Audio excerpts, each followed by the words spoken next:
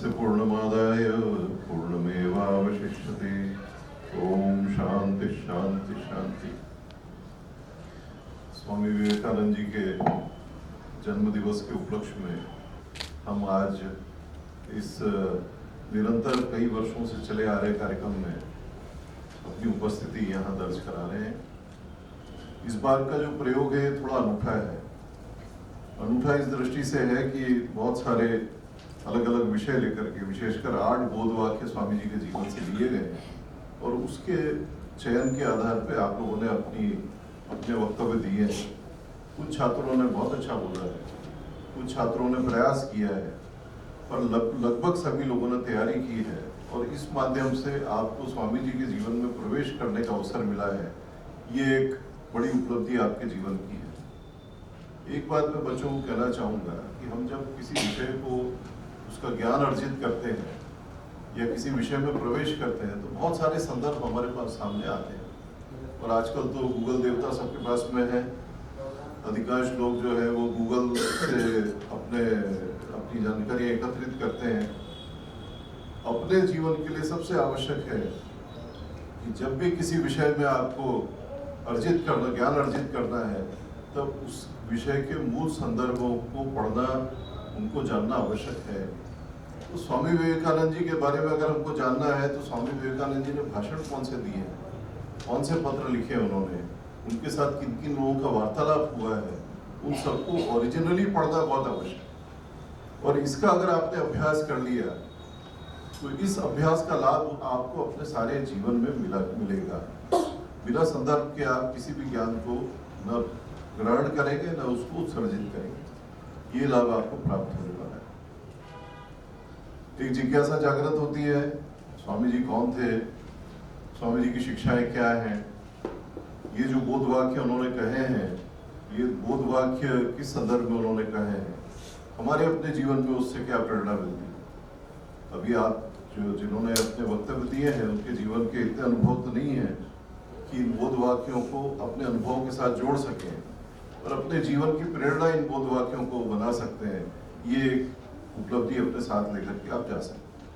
जिन बोध वाक्यों को यहाँ उद्धृत किया गया, किस संदर्भ में वो कहे गए, इनके पीछे स्वामी जी का मंतव्य क्या था और उसके साथ कौन कौन से प्रसंग जुड़े हैं, तो ऐसा कुछ थोड़ा समय लेकर के मैं आपको इस संदर्भ में चर्चा करूँगा। उपहास, विरोध और अंततः स्वीकृति, ये स्वामी जी के अपने जीवन का अनुभव है। सबसे बड़ा अनुभव उनके जीवन का रहा सिस्टर निवेदिता जब भारत आई, मारकर स्वामी जी से मिली, हिंदू धर्म से प्रभावित हुई, हिंदू धर्म ग्रहण किया और स्वामी जी ने पहला काम किया कि तुम जाकर के जो रामकृष्ण परमहंस देव ठाकुर की अर्धांगिनी थी और माँ भगवती की अवतार थी शारदा देवी, उनसे जाकर के मिलो, उनके पास में रहो। तो जब सिस्टर निवेदिता ने उनसे पूछा कि आप वहाँ भेजने का आपका उद्देश्य क्या है, स्वामी जी ने कहा कि मैं चाहता हूँ कि भारत की नारी को तुम्हारे माध्यम से आधुनिक शिक्षा प्राप्त हो, पर भारतीय नारी के पास में सबसे बड़ी जो शक्ति है वो उसका चरित्र है, वो सीखने के लिए तुमको माँ के पास जाना पड़ेगा। वो माँ के पास रहेगी। दूसरा काम उन्होंने किया, सिस्टर निवेदिता को उन्होंने पूरे देश भ्रमण की आज्ञा दी। उन्होंने कहा तुम भारतवर्ष को जब तक यात्रा करके वहाँ के दलित, पतित, गरीब ग्रामवासी को, गिरिवासी को तब तक जब तक तुम संपर्क नहीं करोगी तब तक भारत का ज्ञान तुमको नहीं हो सकता। तो वहाँ जब सिस्टर निवेदिता पहुंची तब कलकत्ता वासियों ने उपवास और विरोध के बाद में उनको स्वीकार किया और माँ शारदा रामकृष्ण विद्यालय, जो आज कलकत्ता का सबसे बड़ा कन्या विद्यालय है, उसकी स्थापना सिस्टर निवेदिता के हाथ से उस समय हुई। तो ये पहला प्रसंग उनके जीवन से जुड़ा हुआ है। स्वामी विवेकानंद को स्वामी विवेकानंद बनाया किसने? उनको बनाने वाले थे रामकृष्ण ठाकुर। तो रामकृष्ण परमहंस देव की अगर चर्चा नहीं करेंगे तो हम स्वामी विवेकानंद जी को नहीं समझ सकते। एक रामकृष्ण परमहंस देव के जीवन की एक कथा है।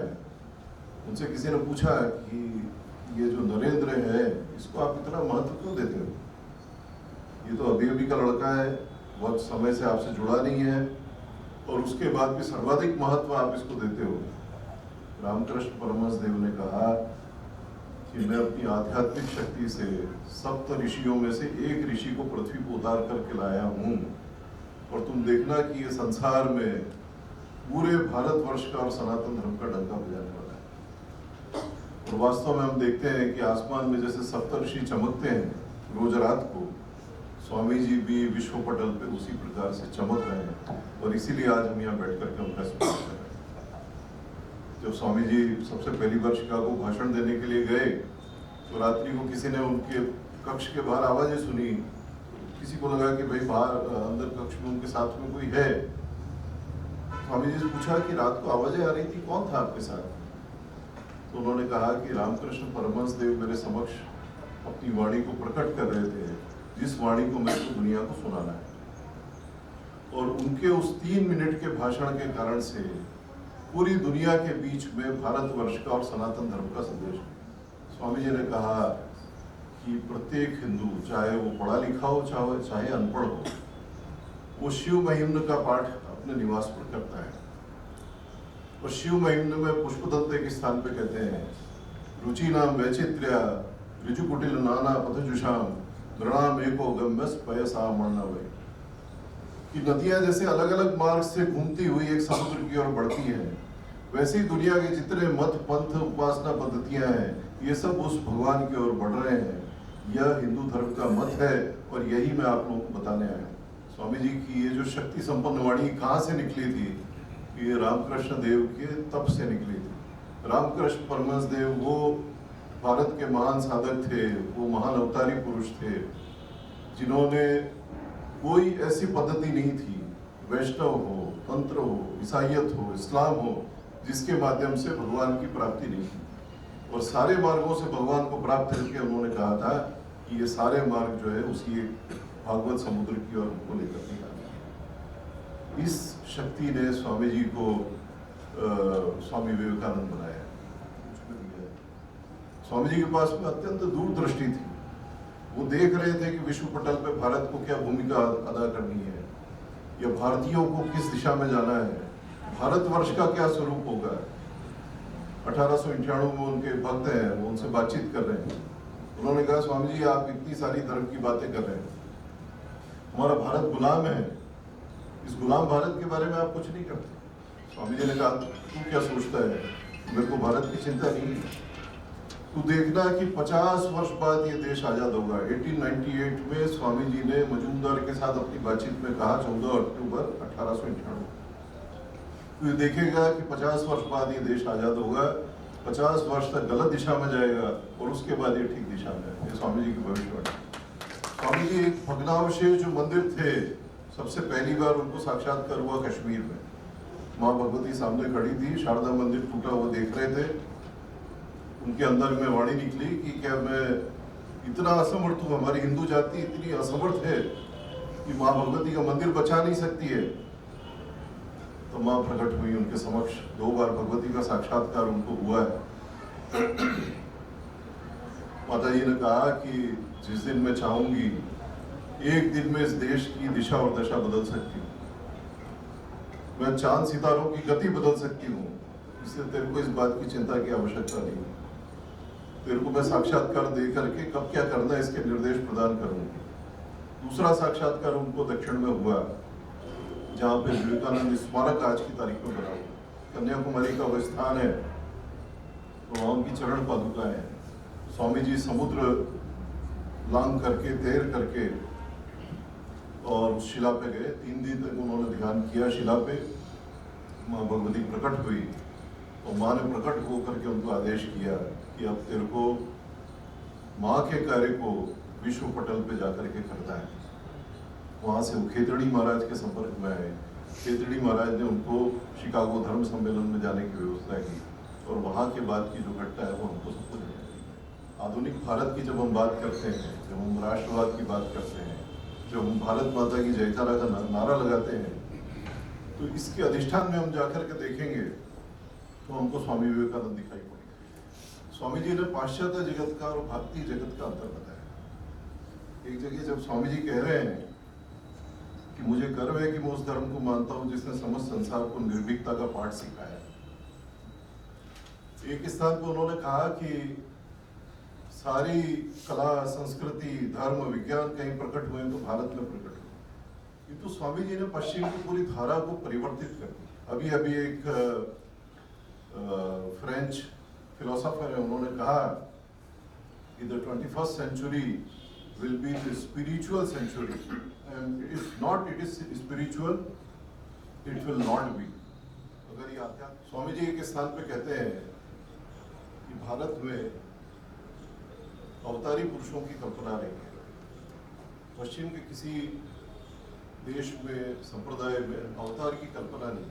देवदूत आते हैं, ईश्वर के पुत्र आते हैं, पर ईश्वर स्वयं आएंगे ये वहां पे कल्पना नहीं। ये भारत का और पश्चिम का एक बड़ा अंतर है। दूसरा, स्वामी जी ने बताया पुनर्जन्म का जो सिद्धांत है वो कहीं और नहीं है, वो केवल भारतवर्ष में। और पश्चिम जगत की बहुत सारी समस्याओं का पुनर्जन्म के सिद्धांत के कारण से उसका समाधान हो रहा है। आजकल पश्चिम में पास्ट लाइफ रिग्रेशन थेरेपी चल रही है। वो ये मानने लग गए हैं कि हमारे जीवन में जो शारीरिक रोग है या हमारे जीवन में जो मानसिक कठिनाइयाँ हैं, ये हमारे पूर्व जन्म के किसी संस्कार के कारण से। पुनर्जन्म का ये सिद्धांत स्वामी जी ने पश्चिम को जाचा है। स्वामी जी हम जो हमारी ऋषि मुनियों की जो परंपरा चली आ रही है, जो वेदों के माध्यम से ऋषियों ने मंत्र देखे हैं, वो सारे मंत्र, उनके अर्थ, उनकी चेतना स्वामी जी पश्चिम को लेकर के जा रहे हैं। तो ये कहना होगा कि स्वामी जी के रूप में पश्चिम का भाग्य उदय हुआ है। पश्चिम को ये अवसर मिला है कि वो जान सके कि आखिर मनुष्यता है क्या। स्वामी जी ने कहा कि हमारे वेद शास्त्र सब अपनी जगह हैं, पर उनका एक संदेश है, और वो संदेश है मनोरभव, मनुष्य बनो। आज के संदर्भ में सबसे बड़ा संदेश अगर समाज के लिए कोई है तो मनोरभव का है। हम इंजीनियर बना रहे हैं बच्चों को, हम डॉक्टर बना रहे हैं, हम उनको अधिकारी बना रहे हैं, पर क्या हम उनको मनुष्य बना रहे हैं? स्ट्रगल फॉर एग्जिस्टेंस जो डार्विन का सिद्धांत है, स्वामी जी कहते हैं कि स्ट्रगल फॉर एग्जिस्टेंस जो है वो हमारा सिद्धांत नहीं है। जब स्वामी जी निर्भीकता की बात करते हैं तो निर्भीकता का संबंध सीधे सीधे अज्ञान से। किसी भी चीज का अगर हमको ज्ञान हो जाता है तो हमारा भय समाप्त हो जाता है। वो सामने कितना ही बड़ा संकट हो, अगर उस संकट की पूरी जानकारी हमारे पास में आ जाएगी तो हमारा वो भय समाप्त हो जाएगा। बलहीन को ये आत्मा प्राप्त नहीं हो सकती। स्वामी जी बोलते हैं निर्भय रहिए, और निर्भय रहने के लिए आवश्यक है कि अपने आत्म स्वरूप का या हमारे अंदर जो भगवान बैठे हैं उसका साक्षात्कार करना बहुत आवश्यक है। निर्भयता तब भी आती है जब हम अपने स्वरूप को सामने देखते हैं। एक छात्र ने उल्लेख किया ईशावास्यमिदं सर्वं यत्किंच जगत्यां जगत्, कि जब मेरे में और तेरे में कोई भेद नहीं है, मेरे अंदर भी वही भगवान बैठे हैं जो तेरे अंदर बैठे हैं, तो फिर स्ट्रगल फॉर एग्जिस्टेंस कहाँ रहेगा? तो ये जब अज्ञान समाप्त हो जाएगा, जब ज्ञान प्रकट होगा, तो किसी प्रकार का स्ट्रगल नहीं होने वाला। आजकल अधिकारों की चर्चा बहुत, और वो अधिकारों की चर्चा सरकारों और समाज से चलते चलते हमारे परिवार में आ गई। अब हम लोग इस बात का विचार नहीं कर रहे हैं कि मेरे कर्तव्य क्या है, हम अधिकार का विचार करते हैं। स्वामी जी कहते हैं कि प्रत्येक भारतीय अपने कर्तव्य का विचार करता है, वो अपने अधिकार का विचार नहीं करता। माता एक्सप्लॉयटेशन ऑफ द नेचर एक बहुत बड़ा विषय है। हम तो प्रकृति के दोहन की बात करते हैं। वनवासी जब जंगल में लकड़ी बीनने के लिए जाता है तो सूखी लकड़ियां लेकर के आता है। वो कुल्हाड़ी लेकर के हरे वृक्ष को काट करके नहीं लाता है। एक प्रश्न के साथ अपनी वाणी में समाप्त करता हूँ, और इस प्रश्न का जो समाधान खोजेगा उसके लिए एक नया विषय अध्ययन के लिए आपके सामने होगा। स्वामी जी का जन्म हुआ था 12 जनवरी 1863, ठीक है ना? 1863 में संक्रांति थी 12 जनवरी। अभी संक्रांति कब मनाते हैं हम? ऐसा क्यों हो गया? इस प्रश्न का उत्तर आपको खोजना है कि क्यों उन्होंने 12 जनवरी संक्रांति उस समय थी 1863 में, और 2026 में 14 जनवरी को क्यों है? इसका उत्तर अगर आप खोज लोगे तो भारत के ज्ञान विज्ञान की बहुत सारी परंपरा को आप अपने साथ जोड़ करके अपने जीवन में उतार सकोगे, और जीवन में एक नई दृष्टि आपको प्राप्त होगी। स्वामी जी को आज पुनः स्मरण करते हैं और अपनी श्रद्धांजलि स्वामी जी के चरणों में अर्पित करते हैं।